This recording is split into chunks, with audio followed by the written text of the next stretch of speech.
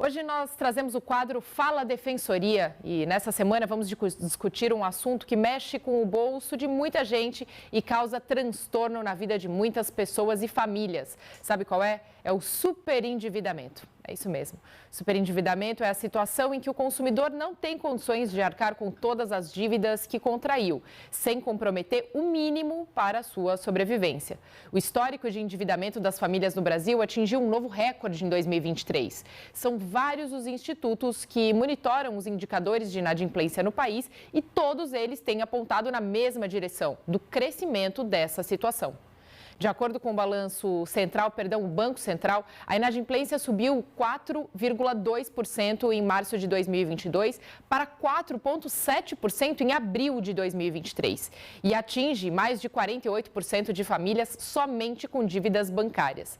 Outro levantamento, dessa vez do Serasa, mostrou que nesse mesmo período 71 milhões de pessoas possuem dívidas que não conseguem pagar. É isso mesmo. E é para conversar sobre esse assunto que agora recebo o defensor público, Dr. Luiz Fernando Miranda, coordenador do Núcleo Especializado de Defesa do Consumidor da Defensoria Pública de São Paulo. Doutor, seja muito bem-vindo ao Estúdio Alesp. Obrigada por falar conosco. Mariana, bom dia. Muito obrigado pelo convite para participar aqui da conversa no Estúdio Alesp. Bom dia para todos e todas que estão nos assistindo hoje. Doutor, vamos começar explicando para quem nos acompanha de casa qual é a diferença, então, de uma pessoa que está endividada para a pessoa que está super endividada. A pessoa que está endividada é uma pessoa que ela tem algum tipo de dívida. Por exemplo, ela pode ter um financiamento do carro, ela tem um parcelamento no cartão de crédito. E enquanto ela tiver condições de pagar essas dívidas, isso não é necessariamente um problema. Ocorre que algumas pessoas elas têm uma quantidade de dívida muito elevada, seja porque tiveram alguns empréstimos excessivos, fora da capacidade de tomada de crédito delas, seja porque elas tiveram algum acidente, um desemprego, uma doença na família, e essas famílias elas não conseguem pagar as dívidas sem colocar em risco a própria subsistência, a própria sobrevivência. Então, a diferença do endividamento para o superendividamento é que endividamento a maioria da população tem, às vezes um parcelamento de cartão. O superendividamento é que quando não tem condições de pagar essas dívidas sem colocar em risco a própria subsistência. E quais são os números dessas pessoas inadimplentes hoje? Então, uma pesquisa da Confederação Nacional do Comércio, Bens e Serviços indicou que há hoje 78% da população brasileira endividada e mais de 10% dessa população sem condições, sem perspectiva de conseguir pagar as dívidas num prazo curto. Agora, como que isso afeta a economia como um todo, né? Ou até mesmo do Estado, as dívidas, né? Então, eu vou falar agora basicamente da pessoa superendividada. O que faz a economia funcionar, crescer, é o consumo das famílias. É a pessoa poder ir no mercado, poder ir numa loja, comprar roupa, comprar alimento. Além disso, indicar um bem-estar dessa família que tem condições de se alimentar, de se vestir, pagar as contas de água, luz e tudo mais. Isso faz gerar economia. A pessoa superendividada é uma pessoa que tem uma dívida bancária muito grande, por exemplo, empréstimos consignados, ela tem grande parte desse valor, dessa renda, drenada da economia produtiva para pagar, por exemplo, esses empréstimos. Então, isso realmente traz um impacto muito grande na sociedade e no comércio, né? Principalmente no comércio local, no pequeno comércio. Doutor, o senhor sabe trazer para a gente quais são as principais causas desse endividamento? Por que as famílias se endividam tanto hoje? Então, a gente tem algumas causas, né? Quando a gente fala de superendividamento, o superendividamento ele engloba vários cenários. Então, hoje, um aspecto muito importante é a oferta agressiva de crédito que muitas famílias têm. Principalmente aposentados e pensionistas do INSS, que recebem ligações muito abusivas, em grande quantidade, para fazer empréstimos. Às vezes ela nem sabe que o benefício saiu, mas a ligação já está chegando. E essa concessão indiscriminada de crédito, né, as pessoas vão numa loja, vão fazer uma compra de roupa e recebem uma oferta de cartão de crédito. Vai numa outra loja, recebe uma nova oferta de cartão de crédito, um banco, um supermercado. Isso gera um endividamento muito grande dessas famílias e elas muito provavelmente não vão ter condições de pagar. Né? Um descontrole total, uma oferta que a gente fala, uma oferta irresponsável de crédito. Mas a gente sabe também que tem aquele endividamento que decorre de desemprego, de uma doença na família, aqueles fatos que a gente nunca prevê e que infelizmente acontecem. Agora, doutora, a gente fala de duas coisas, né? Nós falamos, o senhor comentou sobre os idosos, os aposentados, por exemplo, que hoje a gente sabe, acompanha, que são as principais vítimas, inclusive, desses golpes agressivos e até por esses motivos muitas vezes acabam se endividando. E aí tem também essa outra população que busca esse acesso ao crédito desenfreado e acaba caindo, né, nessas ofertas que são feitas por lojas, enfim, principalmente de cartões de crédito ou cartões, né, que são como cartões de crédito mais específico de lojas. E aí vem a questão da cultura, então, dessa educação financeira. O senhor acha que a ausência dessa cultura, não só aqui no estado de São Paulo, mas a gente fala no Brasil como um todo, é um dos fatores para esse número crescente de endividados e superendividados? A educação financeira ela é muito importante porque isso ajuda as pessoas a perceberem o quanto que elas estão pagando pelo crédito que está sendo oferecido. Também ajuda que essas pessoas busquem créditos mais baratos do que outros quando ela realmente precisa do crédito. E talvez esse seja o ponto principal da educação financeira.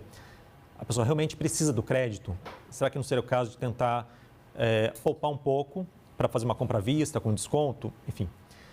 Só que a educação financeira ela é um ponto que é importante, mas ela não é suficiente para impedir essa oferta que pela própria lei que a própria lei define assim, uma oferta irresponsável de crédito, porque tem todo um sistema que estimula o endividamento da população, concede crédito de forma muito fácil e pensando que a população brasileira ela tem uma dificuldade, estudo PISA, de compreensão de texto, compreensão de números, e mesmo o letramento financeiro, ele é muito precário. Então, obviamente, a educação financeira é muito importante, é essencial, é importante que o governo avance na educação financeira, que é um direito hoje do consumidor previsto na lei, mas ela não é o único fator do descontrole financeiro. Agora, qual é o perfil desse endividado ou desses superendividados? A gente consegue traçar? Então, são mais homens, são mais mulheres, pessoas acima de determinada idade? No caso do endividamento, né, a gente tem um impacto muito grande na população idosa, principalmente por essa facilidade do crédito para quem tem um benefício, principalmente o crédito consignado. A pesquisa da CNC indicou que tem um pouco mais de mulheres endividadas do que homens, até porque muitas vezes são as mulheres que são a estrutura da família, é a fonte de renda, famílias monoparentais, é a mãe que cuida dos filhos, né? Elas acabam tendo esse papel social por uma irresponsabilidade dos homens, uma grande responsabilidade. Então, isso acaba pesando nesse perfil do endividamento.